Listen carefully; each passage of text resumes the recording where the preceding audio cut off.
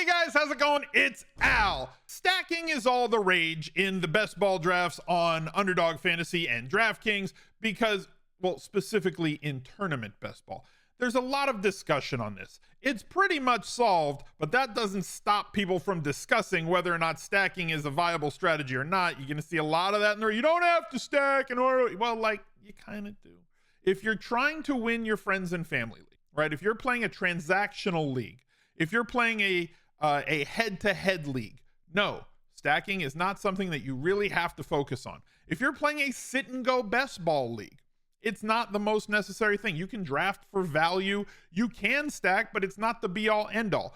But if you're playing best ball tournaments where there is $1 million up top, $3 million up top, all the money is in one place, you kind of want to put all your eggs in that one basket when you're trying to win literally all the eggs, especially when it's a total points league that lasts 14 weeks until the playoffs start, and then the playoffs become DFS style, where you have to finish one or two in your grouping, your playoff pod, if you will, in order to advance to from week 15 to week 16, from week 16 to week 17. So DFS rules are more in play later in the season than they are during the best ball regular season, which is week 1 through 14. Okay, so it's solved. If you're playing best ball tournaments, you should be stacking. I'm sure there will be people in the replies that are going to tell me that you don't have to. So draft however you like. But if you're interested in stacks, this is where we're going to go over the elite stacks. I will be doing another video in a couple of days going over some later round stacks, players that are being drafted after pick 100, to allow you to get after quarterbacks and late round stacks as your QB2s or QB3s to go along with some of these elite QBs, because elite QBs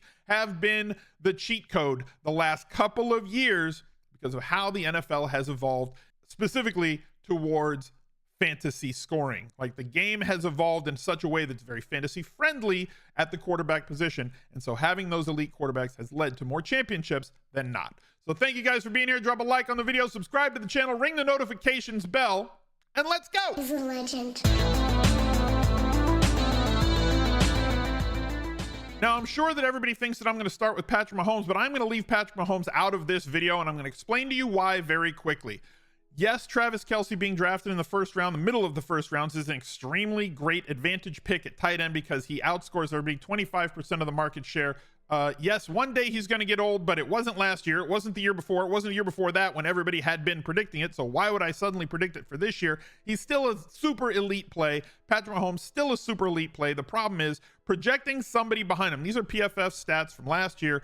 That's why you see Juju Smith-Schuster, who is not on the team anymore. It is very difficult for me to be able to project a second wide receiver who is going to get more than, I don't know, 14, 15% of the targets on this team. MVS, McKinnon last year, then there was Noah Gray, Hardman's off the team. They drafted Rashee Rice. They got Richie James. They've still got Sky Moore in his second year. Justin Watson, Ross is back. All those guys are just going to split a whole bunch. So, like, you can go get them if you want to, but it's basically Travis Kelce and a single stack with Patrick Mahomes and then a couple of dart throws later because there's not all that much volume. Stacks that have more volume, we're going to start with Josh Allen. His ADP currently is 27.7 on Underdog Fantasy. I'm going to use the Underdog ADPs because they are the most up-to-date, and Underdog being a little bit sharper drafting site. It is August 1 as I'm recording this video, and what happens in August is you get a lot more casual drafters. You get a lot more knowledge as training camp opens. The quarterback position is something, if you're an early drafter, May, June, July drafter, that is solidified. Less injury risk at that position, not like running backs who just, pop knees and ankles and hamstrings and shoulders in mini camp and everywhere else. So quarterbacks, when you draft early, tend to have higher ADPs. They skew later, starting like this week. You're starting to see the ADP drop in quarterbacks as people tend to draft the players that are now solidified. And as we get closer to the regular season, quarterbacks will continue to drop, where before it was like 3-4 quarterbacks going in the second round. Now we're seeing like 2. And Josh Allen, who had an ADP of like 16 to 18 before, is now sitting at 27.7. In terms of the guys that are around him, obviously, you had to draft Diggs. If you drafted Diggs in the first round, that would leave you Josh Allen in the second. Now the possibility that Josh Allen is falling into the middle of the third round that kind of means that when you get Stephon Diggs at an ADP of 8.1, you can nab Josh Allen either in the second round to be safe and reach just a little bit on ADP. But if you can couple him with a legit second round player, wide receiver, or a running back, and have Allen fall to you in the second, which isn't going to happen all of the time. Like if you draft, to get that, you'd probably have to draft Diggs, reach a little bit, draft him at like 5, and then hope that Josh Allen falls a couple of spots to you in the third round while still nabbing somebody at the end of the second, a Tony Pollard-ish type player, Saquon Barkley for drafting running backs, T. Higgins, someone of that ilk. Then you can nab Gabe Davis around 72.2. Obviously the running backs in here, I'm not really looking to put them with Josh Allen in a stack. I'm not against it. You just go with a full Buffalo onslaught. The question then becomes, how high are you on Dalton Kincaid? I'm not going to draft him as a standalone. A lot of rumors about, oh, he's not going to play inline tight end at all. He's only going to play on the outside. Fine. Go for it if you want. Also, Dawson Knox, you're drafting either one of them probably as a tight end too to go along with your Josh Allen single or double stack. There are routes to it. Even if you don't take Diggs in the first round, you want to get that Allen, Gabe Davis stack with one of the two tight ends later. More useful than not, obviously, because Josh Allen has at least 6 weeks every year where he has like 30 DraftKings points or more. And in those weeks, he's going to carry a couple of receivers along with him.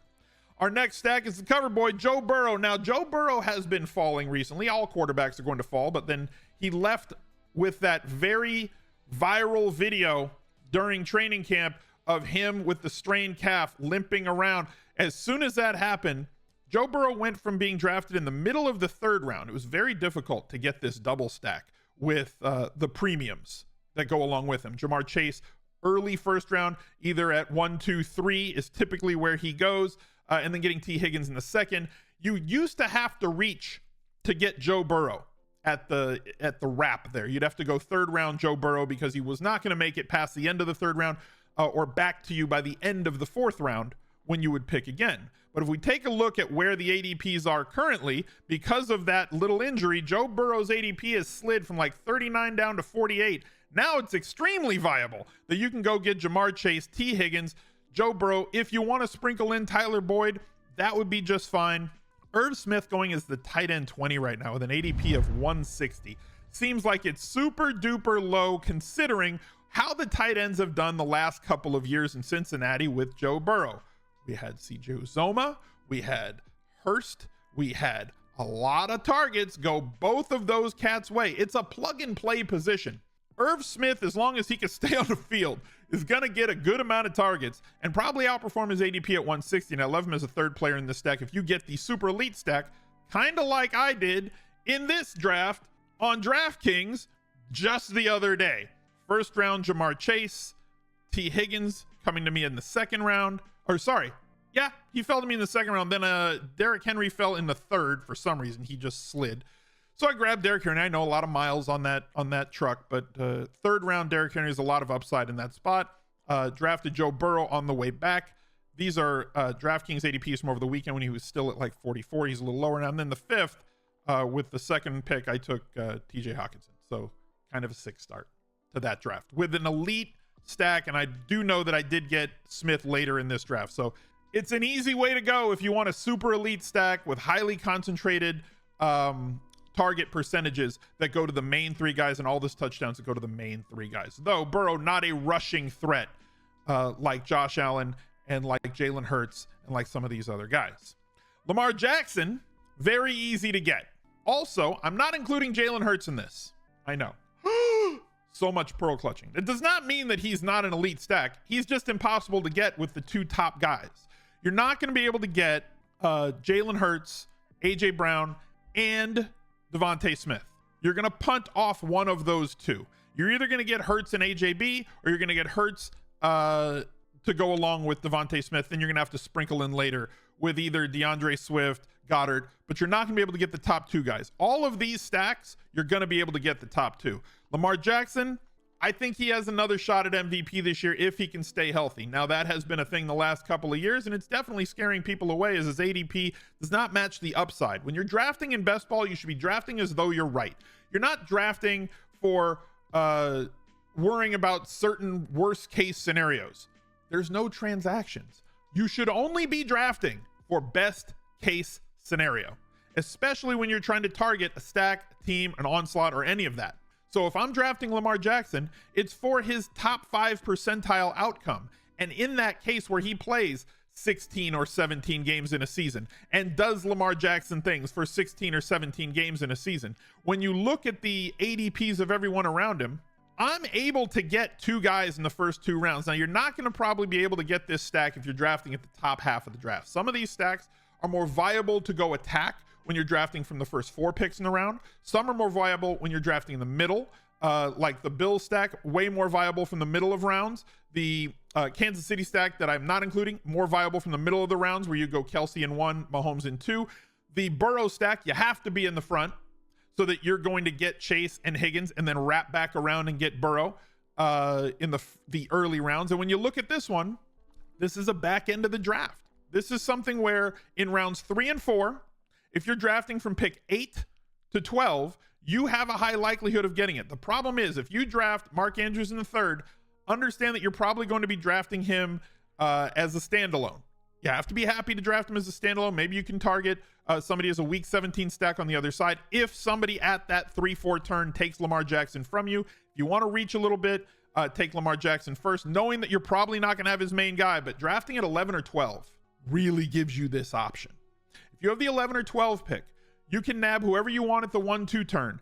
And then if Mark Andrews is still available, if he falls through the end of that 3rd round, you can come back with Mark Andrews and just go bing, bing, Andrews, Lamar Jackson here, and then wait later and get 1 or 2 of these guys. My preference is to get Rashad Bateman out of this triple. Rookies tend to go a little bit higher on Underdog as everybody goes to speculate. Zay Flowers is just fine.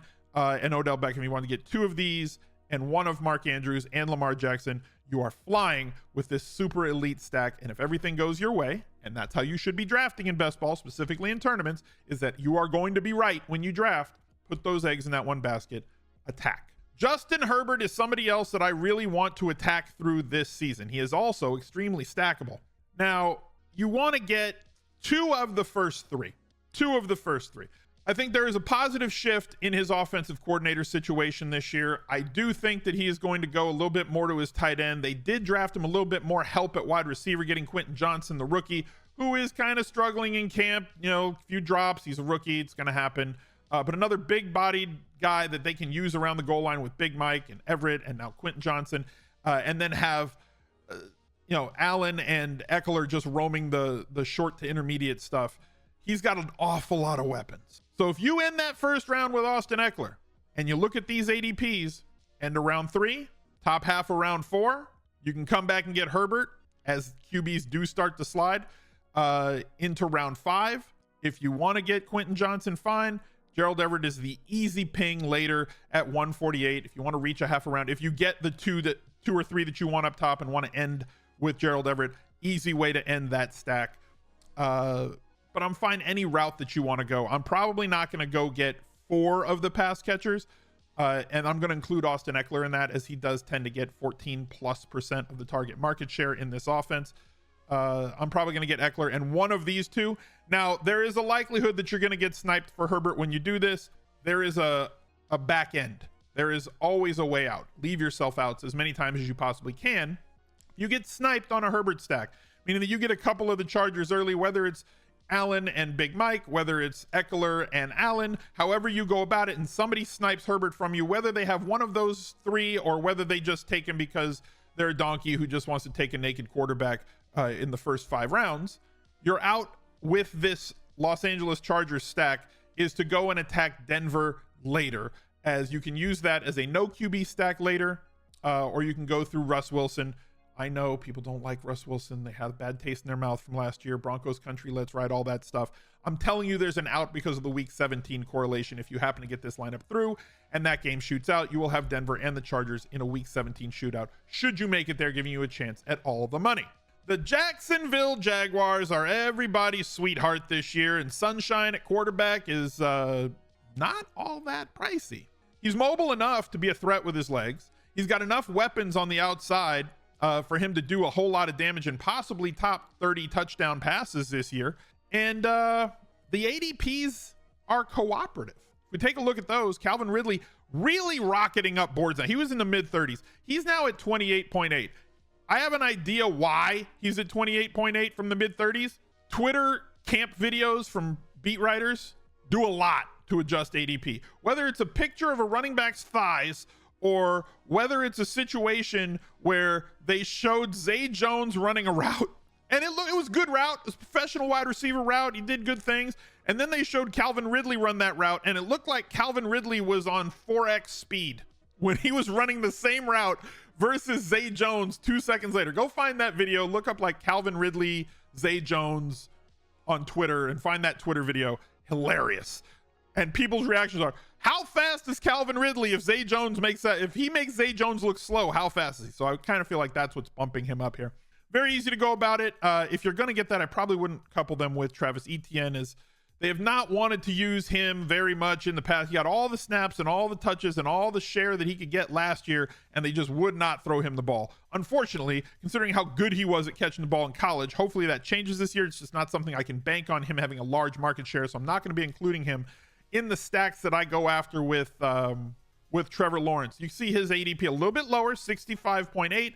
You can ping one of Ridley, then Kirk, then him, then Evan Ingram at 96. I know that Evan Ingram as a standalone is not the route that I want to go with where his ADP is versus other guys who are a little bit more valuable at the position with lower ADPs, right? There's no reason that he should be at like 96 when guys like Irv Smith or Tyler Higbee are in the 140s and 150s and 160s.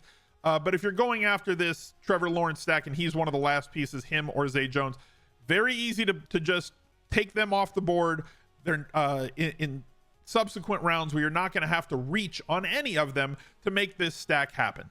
So those are the 5 stacks that I got for you. Obviously mentioned a couple of others. If you want to go after Hurts stacks, just fine with me. I obviously have some Patrick Mahomes stacks. They're just dart throws beyond it. But these 5 stacks, in my opinion, for these elite quarterbacks are the most powerful elite QB stacks that you can go after this year based on what you can put around them with ease without having to reach. I wish you the best in all of your best ball drafts. Look out for another video right there. He's a legend.